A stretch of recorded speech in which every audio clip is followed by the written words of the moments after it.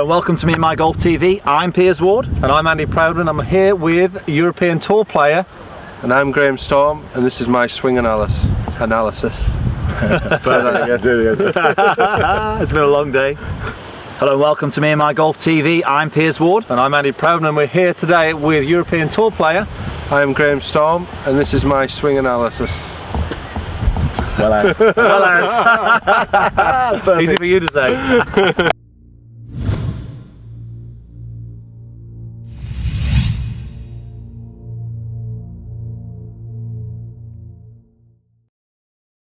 Okay, so it's time for My Swing Analysis. This is where we analyse one of your golf swings to help you take charge of your game. Yes, if you want to get involved, go to the Facebook, Instagram and Twitter and get posting today.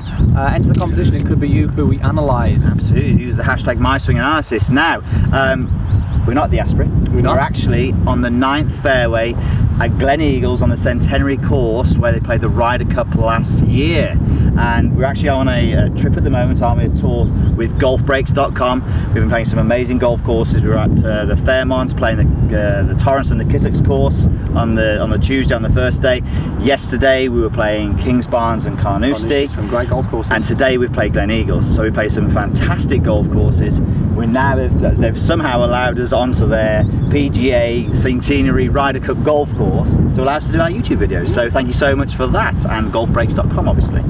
So Andy, we've got Graham Storm. We have, yes, European Tour player. Nice. It'd be nice to analyse his golf swing and show you guys what we can take from it. It's going to be very good. So we spoke to Graham a few weeks ago when we were at Woodall Spa doing some other great videos with him there, but he was saying that he just had a new coach and he was actually working getting some more width in his backswing. Yeah. And from this video you're going to see that actually he's doing a pretty good job there. So well done, coach. Yeah, definitely. And it's something we hear a lot from you guys. You know, I'm trying to get a wider backswing because you hear a lot of the tour pros get it, Pierce. But I think sometimes golfers at home, they can sort of get mixed up with actually what is width. Yes. First of all, and then what they do tends to sort of cause some problems. So we're going to sort of talk about that and go through that and maybe give you some things to work on for yourself. Definitely going to highlight those as we go through Graham's swing and after that as well. So let's go with the down the line view first of all, and bear in mind that he's working width in his backswing as we go through this. So good athletic posture. As he starts taking the club back, we can see from our point of view a slight bit of move away from the body, isn't it? So slightly disconnected move away, as we call it, where the handle of the club and the hands come away from the body a little bit too much. More than we'd like to see anyway. Yep. So, but that would make total sense if he's after width in his backswing. But then from there, it gets the club on plane really nicely. So obviously not that much of an issue from there. As he starts to downswing, pretty good on plane. It just looks as though it's ever so slightly above that. It's a slightly steep downswing, isn't it? But again, that would make sense from getting that wider backswing. Good contact through the ball. Fantastic sort of movement and rotation of the body. Looking really good. From the front on view, when we see this as well, excellent setup. Yeah, very neutral. We can see that the backswing, there's no issue with narrow on the way back, is there? No, so we can say the takeaway, the first part from the front view is good. We can see he's get the extension, but then as his hands go past his thigh there, we can see that the club is starting to set, so he's setting the wrists. And if we look at this L position, we talk about the L position all the time, and you can see he's forming that perfectly. Definitely. From there, continues to the top of the backswing. We like that position where he's got a full turn, where his hands are away from his head. But you also notice that he has not really moved off the ball at all. Very centered, isn't he? Yeah. Very centered. Even at the end, he just sort of head tips a little bit towards the target. Then from there, that just allows him just to turn through, a slight transfer of weight, but he turns the body through. And we see the club head going down a little early, maybe what we term as an early release.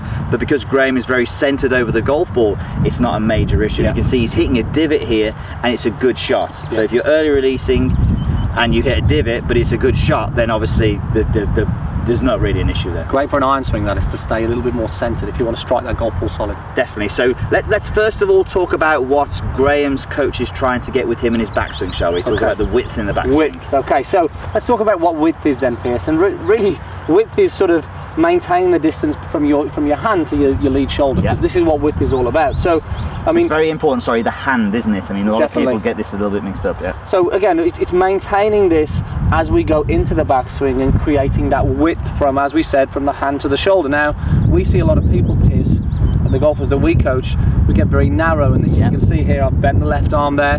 This hand now is very, very close to the shoulder. Now when I hit the golf ball, if I was to swing down like this, I wouldn't hit the golf ball. No. I need to actually maintain that width, this distance between my hand and shoulder to get that nice solid contact. And time again we see golfers do this.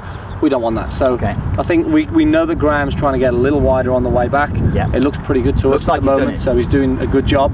But I think the biggest thing that we can talk about today is the problem that most people have when they try and work up with this, isn't it? So let's go into that. So as we mentioned, Graham's working a width. So what the golfers make the mistake of doing is, because they know the lead hand should be far away from the shoulder, they really push out now. Get over here. Okay. And the problem is here, we've lost that nice L shape that Graham does so well. So yes, this is good to do, but we want to be able to create that set in the club to help with that backswing sequence and get the club up on its end. Without doubt, without doubt. So just do that again, so the extremely wide position. So from this position here, what generally happens when people try and maintain that width, or when they just swing up from there? Well, straight away here, it sort of it enhances the problem, because they go, well, I've got to get the club up somehow, so I'll just do this. Absolutely. And then I'm narrow again. Yeah. But also, what a lot of people do to make the mistake of this, if they're thinking wide as well, they tend to often move this way with the head, and as we can see with Graham, he's doing a fantastic job of rotating but still creating that width in the backswing. Definitely, definitely. You can also see some people as well, the other thing that can happen when people go for the width, they really do extend the club out. So do that again for me, Andy. And because there is no setting of the wrist, they continue to swing up and they have to have a huge amount of body turn. And again, you can see Andy's moving off the golf ball here a little bit. That's just no good for that efficiency, no good for his back, and no good for that efficiency. Okay, so width. Now, we don't even know whether he was doing this as a drill, but we've got a good drill that we use with our students, haven't we? Yeah, and this is the great thing about this. We're going to focus on making sure we can create the L, but still keeping that extension and the width in the backswing. So what we want you to do is go ahead and take your setup with your lead hand on the golf club, and you're going to grab your wrist with your trail hand. Now from here, we want to push. Okay, we're going to keep that extension, pushing the hand away, but as we swing back, we're going to make sure we get the L shape, but still push away from the body. Now, as you can see now, I'm really wide on the way back, but I'm not wide that way. And you can see as well when Andy's doing this that he's maintaining the connection here with the sort of top of his bicep and his pec. We talk about that all the time. So you're not throwing the shoulder out of joint, you're actually just maintaining that connection, but you're getting it as wide as possible. So the two things here really are creating that set, really feeling you can push away and create that width. Now this here will help that backswing sequence pace and make a big difference to that golf. Tremendous, tremendous. Okay, that looks pretty good. Pretty simple, Andy. Let's see you do it. Okay, so let's have one practice swing to get the feeling again there, creating that width.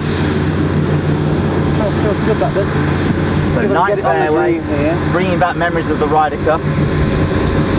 Okay. That's a wide backswing. Another wide backswing. And that's a golf ball that's on the green. Not bad. Okay there guys, hope you enjoyed the video. A great drill to help you get some width in your backswing. Post your questions down below, we'd love to get back to you, and also subscribe to the channel for more videos every single week. Click down here for us. Absolutely guys, and that will allow you to see the other videos that we've done on this trip. Some fantastic golf courses, Glen Eagles as well. Also, if you fancy playing this golf course, you like the look of this golf course, go and visit our friends at golfbreaks.com. Thanks for watching. Cheers guys.